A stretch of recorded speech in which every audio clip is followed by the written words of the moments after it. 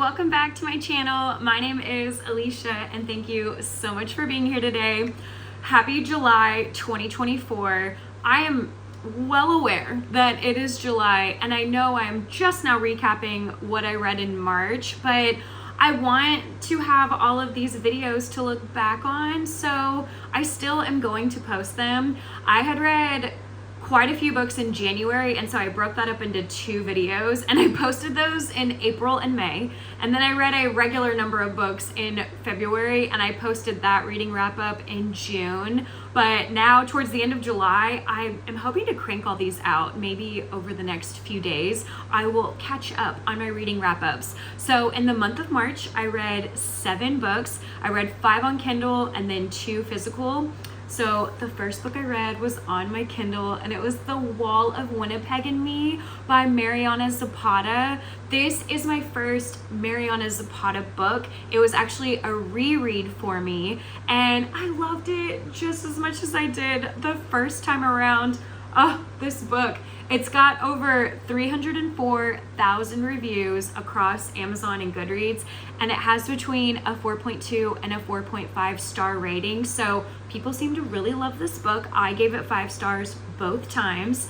It is pretty lengthy. It's 475 pages, and it originally came out in 2016, which was when I had read it first. But then now, as of 2023, it got republished. Maybe she got an editor or a new publisher. I don't know, but it came out again in 2023 and it's free on Kindle Unlimited if you're in the States. And this book, it's a romance book and I'm not even sure what you could call the tropes. I don't know, online it says enemies to lovers. I wouldn't say that they're enemies. Aiden is just very aloof and just doesn't care. It's the Aiden show all the time and he doesn't even notice Vanessa. So I wouldn't say that, but then some of the reviews, I don't know, they'll say like it's a boss employee romance. It's not, because once they get into a relationship, she's no longer working for him. It is a marriage of convenience though. I'll say that. Vanessa works for Aiden. Aiden is this bigwig football player and she's his personal assistant. She does everything for him. She cooks all of his meals, she does his laundry, she makes his bed, she's always vacuuming his house. I mean, she's his PA. And if he has games that are away or out of town, she goes with him. She stays in a separate hotel room, but she is always there. And she handles all of his schedule because he's always got interviews going on and he's doing podcasts. And I don't know, Aiden is a very busy man, so I can see why he would need a personal assistant, but he just does not notice Vanessa, and it's almost kind of rude. He never tells her good morning. He has never told her happy birthday, and she's worked with him for 2 years, or worked for him for 2 years. He never says, thank you, you're doing such a great job. I mean, he's kind of rude in the beginning, so you sort of just kind of have to get through that. Well, the part that comes into play with the marriage of convenience is Aiden, I believe he's Canadian and Vanessa's from the United States, and I believe Aiden is playing football in the United States. I read this months ago, I apologize.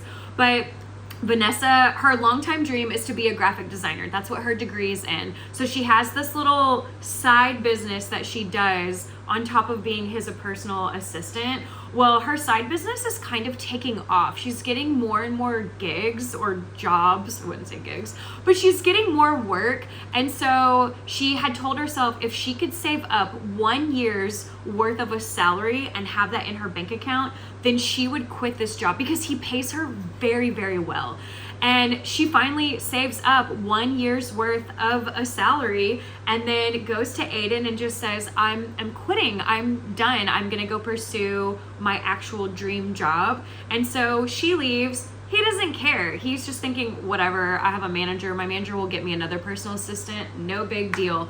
Well, along the way, I guess his green card is about to expire and he's gonna have to go back to Canada. I'm not 100% sure on the logistics behind this, on why he doesn't just renew his green card in the United States so he can keep playing football. Again, I apologize, I read this 4 months ago, but he goes knocking on Vanessa's door and says, "You're the only one that I trust. You worked for me for 2 years. You know my entire life. You know me inside and out. We could definitely fake it to the immigration agency. And if you marry me, I will buy you a house and I will pay off your student loans. But please, please, please, will you do this for me? This one little favor." A little favor. He wants her to marry him. And she does. They have a tiny little shotgun wedding in Vegas. I wouldn't even call it a wedding. No one's there. There's no witnesses. It's just the two of them. And they keep it very under wraps for as long as they can until it gets out, because it's public knowledge whenever you get married. And it just, there's so many my wife moments. There's a who did this to you moment. This book, I loved it so much. And Aiden slowly becomes a softie, slowly starts to break down his walls for Vanessa. But just know, since this is a Mariana Zapata book, if you've never read a book of hers before, it's extremely slow burn. So slow burn. I cannot stress that enough. They do not get together until, it's pretty much the last chapter and into the epilogue. So I'm just throwing that out there. You're going to have to wait a while before you get to them being together. And I believe there's only one spicy scene, but again, it's at the very end of the book. But anyways, book number 1 for March was The Wall of Winnipeg and Me, and I gave it 5 stars. I loved it. The second book that I read in the month of March was called The Assassin's Blade by Sarah J. Maas. This is the beginning of an entire series, the Throne of Glass series, and I want to read all of those books, but I've only read 2 so far. So there is a little bit of a hiccup when it comes to which book to read first. There's publication order and then there's romantasy order. If you go in publication order, then you read the first 3 books and then you read The Assassin's Blade, the 4th one, even though it is a prequel to what happened before all of these books. But supposedly, spilling the tea on that, according to Google, I guess the main girl, Celaena Sardothien, is just a very unlikable character. And so Sarah J. Maas wrote this prequel so that you could figure out why Celaena is the way that she is. And then there's romantasy order, where you read The Assassin's Blade first, because again, it is the prequel. And then you read the rest of the series, because that's how it starts.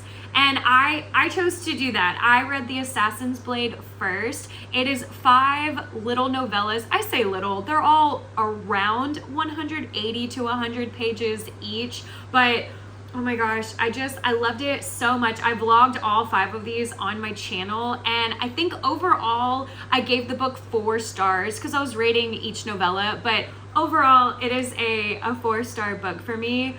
This book, oh my gosh, first of all, it's gorgeous. I read it on Kindle. It's not free on KU though. It was about $8 to purchase it, and so that's what I did. I'd like to own all of these, but some of these are lengthy books. They get longer and longer, so I just wanted to start and finish them all on Kindle and then purchase my book trophies. But anyways, this has over 727,000 reviews across Amazon and Goodreads, and just like The Wall of Winnipeg and Me, it's got between a 4.2 and a 4.5 star rating. And it's 451 pages, so kind of another lengthy book. And it came out 10 years ago. This came out in 2014. And I feel like so many people are just now getting into this series. I'm not the only one. And this is it's a fantasy. I want to say it's a young adult fantasy, I think is actually how it's marketed, because Celaena is 16 at the beginning of this book, and then she's 18 by the end, but it's young. She's definitely a teenager, and I can see why people get so frustrated with her. But like I said, it's kind of 5 books in one. It's 5 novellas, and the first one is The Assassin and the Pirate Lord, and she is sent to this pirate lord to get something from him and to bring that home. She does not do that. She goes to where he is and then just tears the place apart. So there you go. You know she's gonna get in trouble. And then the second one was called The Assassin and the Healer. she is in trouble. She is on her way to the third novella. So in the second one, she's traveling and she meets this woman that wants to be a healer. She's really good. She helps Selena with, because stuff happens at the end of the first novella, and so the healer is helping her heal, and then in turn Selena is helping her with things. I'm being very vague because these are short, so I don't want to say too much. I don't want to give it all away. And then in that third novella, she makes it to where she's supposed to go. It's called The Assassin and the Desert. And she is essentially training in the desert with all of these silent assassins. Everyone is silent. No one talks. Well, I say no one. A few people choose not to go into silence. They choose not to take that vow. But I liked that one until maybe halfway through it. And then I thought, what are you doing, girl? What are you doing? She's such a teenager sometimes. And then in the fourth one, it's called The Assassin in the Underworld. Selena has decided that she doesn't want to be part of the Assassin's Guild anymore. She wants to leave it, but she kind of has a master, a boss, her handler, whatever you want to call him. His name is Arobin. He's in all the novellas. But Arobin, he assigns her one last task. She has to do one last mission, and then he will grant her her freedom. And a lot goes on in that novella. And then in the fifth one, it's called The Assassin and the Empire. So now that she's been able to leave the Assassin's Guild, now she wants to leave that whole area. It's called Rifthold. And remember, this is a fantasy, so everyone's names are weird, the places are weird. But she wants to leave Rifthold, and she needs to do one last mission, make one last little bit of money, and then she can escape. And things go down in that novella. There's a tragedy in that novella, and then there's some troubles in that novella, because then when you get to the first book in the series, it's called Throne of Glass, the name of the series and the name of that first book, that picks up right where that fifth novella ends. So personally, I would say read The Assassin's Blade first and then go into the next book. Book number 3 in the month of March has some mixed reviews. This was a 6-star book for me. Let's just start with that. It is called The Teacher by Frida McFadden. I vlogged this book and loved every second of it. Oh my gosh, but the reviews are so mixed. I don't even know how to explain it. Just get on Amazon and Goodreads and read about it. This book, it's got over 530,000 reviews across Amazon and Goodreads. However, it has between a 3.9 and a 4.3 star rating. I'm telling you, some people really dislike this book. Some people love this book. I was in the camp of loving it. It's another lengthy book. It's 402 pages. So this was my third book in the month of March that was over 400 pages. And it just came out this year. It came out in February, and I read it 1 month later in March. It's a domestic thriller, and it is about Addie and Eve. Addie is a student at a high school. There was a scandal last year between Addie and another teacher, and that teacher got let go. And then there's Eve. Eve is a teacher at that school where Addie attends. She's a math teacher, and Eve is friends with that teacher that got let go. And Eve thinks there's just more to what happened outside of some of these rumors. She doesn't believe everything. But with Addie, I mean, she lies. You can't trust her. She'll destroy your life. Addie is doing some things. And the thing is, with these mixed reviews, please go into this book knowing that there is an inappropriate student-teacher relationship. I mean, it says it in the synopsis that there was an affair between Addie and her married male teacher the year before. So to me, it was just very obvious going into this book that there was going to be another student-teacher relationship, but a lot of people were just dumbfounded by that apparently and thinking, oh my gosh, I had no idea that there would be anything inappropriate in this book. Yes, there is. There are a few of these student-teacher relationships, so please go into it knowing that. And again, I'm a teacher from Texas. I was a special education secondary teacher in Dallas, so it's not right in real life. I know that. I'm aware of that. It is so not right. But in this book, just know that that is what's going to be in there. And y'all, I ate this book up. There are so many twists and turns that it takes.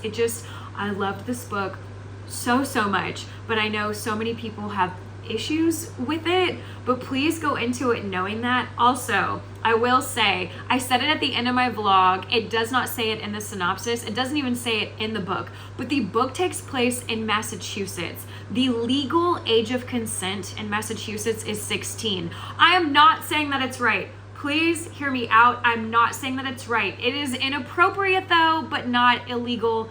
I know that's not right. 17 is the age of consent in Texas. I'm still not okay with that. Again, I was a teacher in Texas. It is so inappropriate. It is so wrong. I don't believe in that in real life. I don't believe that that should be happening. But just know in this book that it is happening. And these girls are so underage. I mean, 16, 15, 14. Just know that I am aware that it is inappropriate.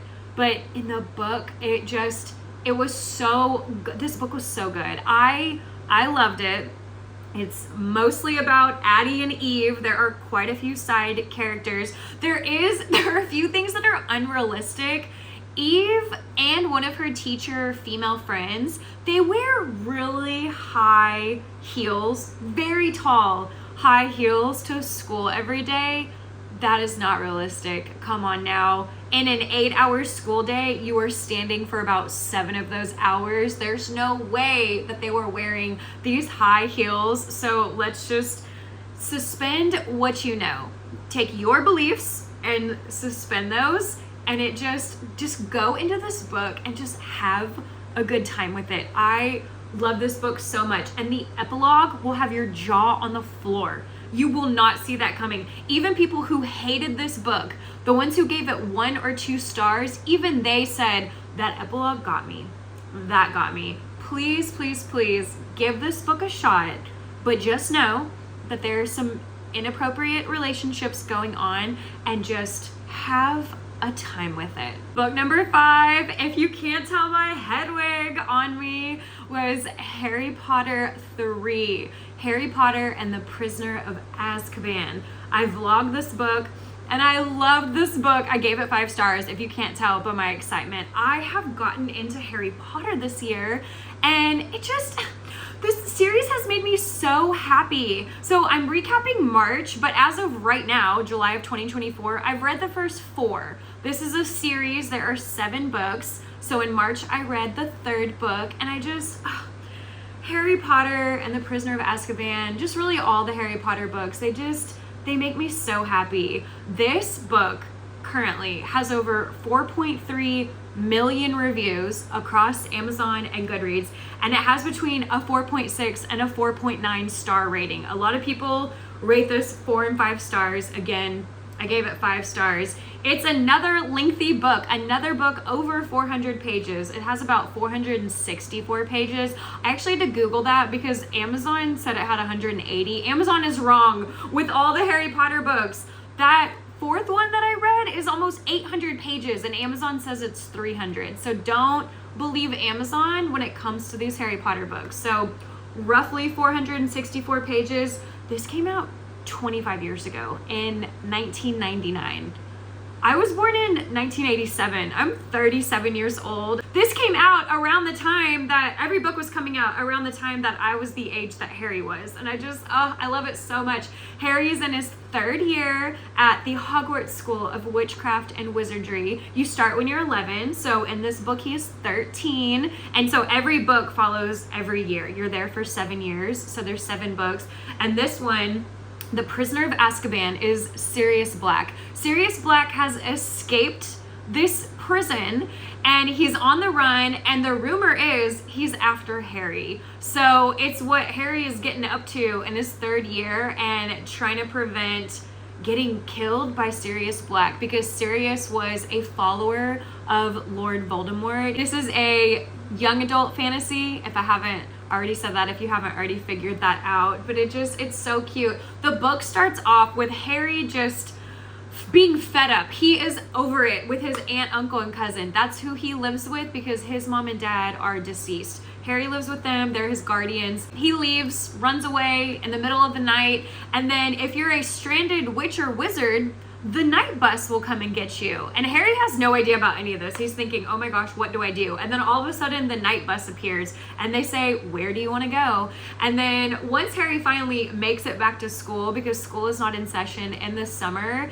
it's just the shenanigans that he, Ron, and Hermione are getting up to. There's a new professor in this book. His name is Professor Lupin. He's the new Defense Against the Dark Arts teacher. And they have a new one every year because no one seems to be able to stay in that position. So in this third book, we're on our third teacher. And then also, this is Harry's first year to take a divination class. So seeing the future, predicting the future. And so Professor Trelawney in this class sees a death omen in Harry's tea leaves, and she just is convinced the whole book that Harry is going to die. And it's so funny. This book is just, I know it's young adult, but it's not, I swear it's not cheesy. It's so good. And the pacing is wonderful. I know this book is long. They're all just getting longer, but it's so good. Because even right now, as of July, I've been reading so many long books that are just not hitting for me.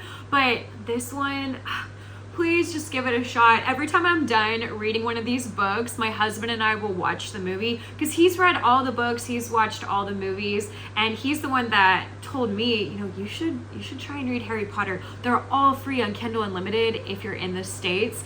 And I just thought, okay, let's give it a shot. I had gotten into the ACOTAR series, and so I thought, all right, I think I'm into fantasy, so let's try Harry Potter. I love these books. They will make you laugh, they'll make you smile. They are just, they're great. They're wonderful. Please give this one a shot. So yeah, Harry Potter 3, 5 stars. Book number 5 in the month of March is so far my book of the year. This is my favorite book of 2024. I cannot stop talking about this book. I love it so much. This is my bread and butter for 2024. It is called Listen for the Lie by Amy Tintera. I have never read a book from Amy Tintera before, but when I looked her up, she mostly writes books for middle schoolers. So ultra young adult or children. You just say she writes children's books. So this is her very first adult book, and I need her to continue writing adult books. I just love this book so much. This was also a book of the month book, and I know everyone back in the States, I got this here in Japan at a foreign language bookstore because English is a foreign language in Japan. And I know everyone back in the States though has the red one. It's the red hardback for Listen for the Lie, but this one is just so pretty. I love it so much. And this is a big book. This one has over 126,000 reviews across Amazon and Goodreads, and it's got between a 4.1 and a 4.4 star rating. 5 stars for me. I love this book. It's got 336 pages. So this was my first book in March to read a book under 400 pages. And I know, like I said, this is massive, but it's not, I don't know, it's got big, the writing's really big. I mean, 336 pages. We can all read that. We can do it. This one just came out this year. It came out the month that I read it. It came out in March of 2024. And I would classify this genre as a murder mystery. I know some people say it's a thriller. There's nothing thrilling about this. This is not a Frida McFadden, Riley Sager type of book. This is just a fun time, and you're just trying to figure out who murdered her best friend, and really you're trying to figure out if she's the one that murdered her best friend. I highly recommend this book to everyone, and every time I talk about it, I read the synopsis because it is so incredibly short. It says, "You probably already know me, Lucy Chase, the woman who doesn't remember murdering her best friend. You probably think I did it too, and that's okay, I get it. Being found wandering the streets covered in Savannah's blood wasn't a great look. Believe me, I'm as frustrated as you are. I'd love to know if I'm a murderer. It's the sort of thing you really should know about yourself, isn't it? And now, thanks to true crime podcast, Listen for the Lie, I finally have the chance to find out." So this is about Lucy. Lucy had a best friend named Savannah. They went to a wedding together with their respective spouses, boyfriends, whatever you want to call them. And then the next morning, Savannah was found murdered in the woods. And then Lucy was found not too far away, wandering around in the streets, covered in her blood and in Savannah's blood. But she was very disoriented, very confused, and there was never enough evidence to indict Lucy on Savannah's murder. I mean, they couldn't even find the murder weapon, and Lucy has no recollection of what happened. And everyone in this small fictional town in Texas is just up in arms over losing Savannah, and then over there not being anyone to pin this murder on. And so they all blame Lucy. Everyone thinks that Lucy did it. So she sort of goes and escapes. She seeks asylum in California because she knows Californians and Texas don't like each other, which is so funny. I'm from Texas. I don't have a problem with anybody in California, but she's there in California. And then there's a podcast called Listen for the Lie, and it's only in its second season. This is a new podcast, but they open up cold cases. And in the very first season of that podcast, Ben and his co-host solved a cold case. So now in the second season, they are looking into what happened to Savannah. And so Ben keeps emailing Lucy and just saying, hey, I'd love for you to come on my podcast. And then Ben and his co-host make their way to Texas so they can start interviewing everybody and just kind of looking into what happened 5 years ago. Well, at the same time that that's happening, Lucy's grandmother is having her 80th birthday. And Granny lives in Texas. She has not seen Lucy in 5 years since Lucy went to California, and Granny keeps calling Lucy and saying, come on, please come back to Texas, come back for my birthday. And so Lucy gives in, but when she gets to Texas, what did I say was happening there? Ben and his co-host are trying to figure out what happened to Savannah, and so Lucy gets all involved in that. But it's so good. It's a mixed media. You get podcast elements and just regular narrative writing, and I loved it so much. It's such a great book. There's also a little bit of a romance subplot, and when I vlogged this book, I was so excited about there being romance in a murder book. And this book is so good. I want everyone to read it. Now, I will say, I feel so bad for saying this. On YouTube, for free, is the audiobook for Listen for the Lie. And it's a long audiobook, but it is so corny. It's terrible. For anyone that's listened to the audiobook and rated this very poorly, a 2-star, a 3-star, I'm telling you, that audiobook is not good. I read this first and was so obsessed with it. And then I tried to YouTube it because I was looking for reading vlogs on it. And that audiobook came up and it's free. And so I started listening to it. Oh, it is so cheesy. It's so corny. There's a couple of YouTube creators that have said that this book reads like a cozy mystery and it's just silly and quirky and just your average 3-star book. Yeah. If you're reading it via audiobook, it is absolutely like that. But if you read it physically, if you can, I'm not trying to be ableist, I swear, please forgive me.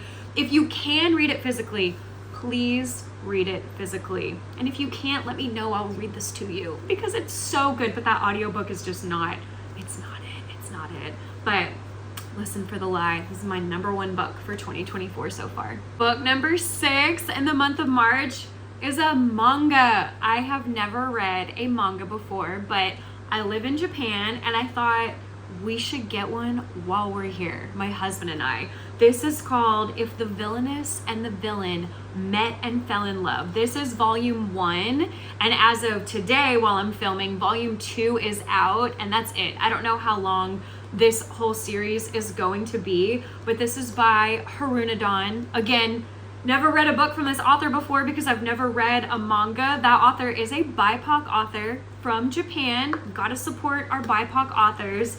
But I will say, I don't know if mangas are for me. I'm just throwing that out there. Please don't get mad at me for saying that. But I still encourage everyone to read it because eventually it will be a love story. They don't get together by the end of this book, but they will eventually. And I've heard from one of my friends that with a lot of mangas, the 2 main characters who are going to be in love don't even get together until the very last book. So I wish I had known that going into it, because when this book ended and they weren't together, I thought, what just happened? But I didn't realize, because again, I've never read a manga before. This has 437 reviews across Amazon and Goodreads. That's it, 437. So please support this author, support this BIPOC author, and pick this book up or order it if you're not in Asia. And also, it has between a 4.4 and a 4.7 star rating. So people love this book. If you love mangas, I think you'll love this book. It's 182 pages, so very bingeable and readable in one sitting, which is how I read it. And it just came out this year. It came out in February. And I don't remember the second one. I don't know. I think the second one just recently came out because it popped up on Amazon as a book that I might want to purchase. But this is about Bridget and Yuri. And I was a little bit confused. It's a fantasy manga, if that's what you want to call it. And you know, it's a graphic novel. I've never read a graphic novel before. But Bridget comes from a noble family. And I guess everyone in that family, or in this universe, everyone gets a spirit. I don't know what this spirit does for you. They follow you around. I don't know. She gets a spirit, but her spirit has no name. I don't really know what that means. Someone please explain these things to me. I vlogged this and I had so many questions. But she has a no-name spirit, and so everyone's mocking her. Everyone's making fun of her. She has a fiance. He ends it with her because of this no-name spirit. I don't really know. Please don't hate on me for that.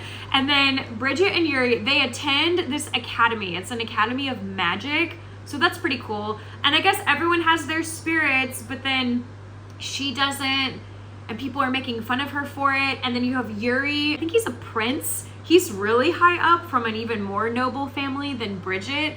And the same people that are mocking her and making fun of her, he does not like them for his own reasons. And so it kind of brings them together. They have that in common. But then all of a sudden they end up becoming rivals and getting into a competition with each other, which I thought, wow, okay, where are we going? And then the book just sort of ended. But again, I didn't know at the time that there will be more in this series. This is a series, not a standalone. I mean, really, I should have noticed it because there's a 1 there. Obviously, there will be more, but I found this at the foreign language bookstore and I wasn't sure. I just wanted to read it. I don't want to offend anybody. I don't think mangas are for me. But I rated it 4 stars, and I tried to rate it in the realm of, if it wasn't a manga, if it was a regular, just a fiction novel, how would I rate it just based off, you know, these 2 characters and how they grew up and what's going on now in their lives and what's happening with this whole enemies to lovers, even though they were sort of classmates becoming friends and then they became enemies to lovers. I don't know. I was just trying to take myself out of the world of manga and just see what I would rate it. And so I gave it 4 stars, which is, I think that's good for me, but I don't think I want to continue in this series. And I really don't want to make anybody upset by saying that. It's just, some books are for some people and some books aren't. So that's the beauty of reading, is reading things you've never read before, genres you've never read before, and then deciding if you want to continue them or not. It's just very theatrical and dramatic, just very, just blah, in your face, just all the onomatopoeias. I don't know. It was still cute though. It was cute. I'm glad that I read it. This is one of my display books because we live in Japan, so why not? But anyways, if the villainess and the villain met and fell in love, y'all should give this one a shot, because again, there's only 437 reviews, so let's support a BIPOC author. Book number 7 that I read in the month of March is called The Influencer by Adrienne Lay. This is also free on Kindle Unlimited if you're in the States. My Kindle is still connected to America. I'll just throw that out there real quick. But it's book 1 in a series of 5, and they're not all out yet. I think the second book is out, and I think the third book is coming out soon. I don't know, there's gonna be 5 of them, but this one had just come out this year. It only has 290 reviews. That's it, 290 across Amazon and Goodreads, and it's got between a 3.6 and a 3.8 star rating. I gave it 3 stars because I'm kind. Because, you know, you wrote a book, good for you. I read it, it wasn't for me, 3 stars. I hated this book. I absolutely hated it. You can read it pretty quickly. It's 284 pages. I read it I say fairly fast. I vlogged this book. I think it took me a minute to read because I kept wanting to stop reading it because I just did not like this book. And like I said, it came out this year. It came out in February, so it had only been out for a month whenever I read it. And there's just so much about this book. I will say, this isn't spoiling anything, but she poisons a dog in this book and kills the dog, and then uses that guilt to guilt trip her followers online into getting more likes and getting more followers and getting more people to join her Patreon. It's about an it girl, this influencer girl, and it's kind of confusing to explain because the girl in the book, her name is Shay, but she has this online persona under a different name, and this person doesn't have a face because Shay has hired a model to be the face of this Instagram account, but most of the time you don't even see the face of this person. And sometimes Shay herself will be in the photos and she'll just cut her head out, and so she'll be lounging, at a hotel pool or something, and she just won't get her face in the photo. And I don't even know how to explain this book. So there's the girl Shay. She has this fake online persona on Instagram. She is addicted to Instagram, and she's addicted to getting more and more followers and more likes. And so she's just pretending to be this rich LA girl who has this amazing lavish lifestyle, when in reality Shay is married to, he's like a real estate developer or something. And so that's kind of the backdrop of a lot of these photos for this online personality on Instagram. It's because Shay has access to all of these penthouses and suites and just all of these beautiful homes in LA. And then also she doesn't really drive, but she'll spend cab money or Uber money to then go out to, is it Rodeo Drive in Beverly Hills? I'm not from California, so I don't know. But she'll go out there and she'll buy all of these handbags and shoes, and she'll take all these pictures, and she'll spend a whole day doing this. She'll spend 12 hours doing this, and that gives her the next 1 week or 2 weeks of content to post on this fake Instagram account about this lavish lifestyle that this fake person is living, and then Shay will return everything. And it just, I don't know. The thing is, Shay had met her husband, and this is in the synopsis, so I'm not ruining it. Shay had met her husband, and they've been together for a while, where then he starts having an affair. And so they start going through a divorce, but he's like funding this lifestyle because she's really not making enough money to support herself, even though she has, 100,000 followers on Instagram. She's not getting enough brand deals. She doesn't have enough Patreon members. And he wants to divorce her because he's met somebody else that he wants to go and be with. And she's thinking, no, we can still be together. It's because he's funding this lifestyle. And now she's going to have to go and get a job to make money, but she doesn't want to do that because she doesn't want to lose this account. She's so obsessed. And she just becomes even more obsessed with her ex-husband's new boo thing. She starts stalking her, and then Shay starts having these manic delusions, and it's crazy. This book is wild in the worst way. She is a terrible person. She is terrible. Like I said, she killed a dog. She is a terrible person. And then the end of this book is bonkers. It is so bonkers.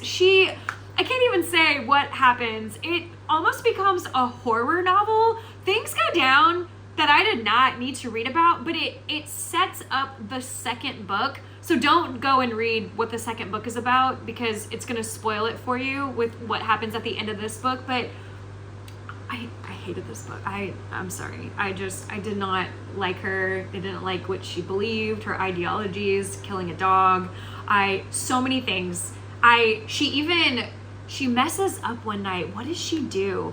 He is leaving her, and she's thinking, oh my gosh, but my online personality, this fake account, that person would never get broken up with. That person would never get divorced. And so she's trying to figure out how to continue that and pretend to be married, even though it's all fake. I don't even know if I'm explaining this correctly, but Shay gets really drunk, and she creates an Instagram caption, and it's her face isn't in it, but it's her holding a glass of wine, I think out at the beach, and she snaps a photo of that, just the wine glass and whatever backdrop it is. And she writes, my husband is dead to me, because she decides, you know what, my online personality, this fake star, I'm gonna make it seem like she's also getting a divorce in real life. Well, she ends up not writing "My husband is dead" to me. She wakes up in the morning because she's wasted. She had wrote "My husband is dead." And so that brings in so many likes, followers, comments, people joining her Patreon. She realizes she can pull the guilt angle, and that will give her more people. And that's also why this dog gets sick and then murdered, and it's not even her dog, but then she says that it's her dog on Instagram so that she can get more people. I hated this book. I hated it so much, but I gave it 3 stars in Kindle. But read that if you want. That was my last book in the month of March.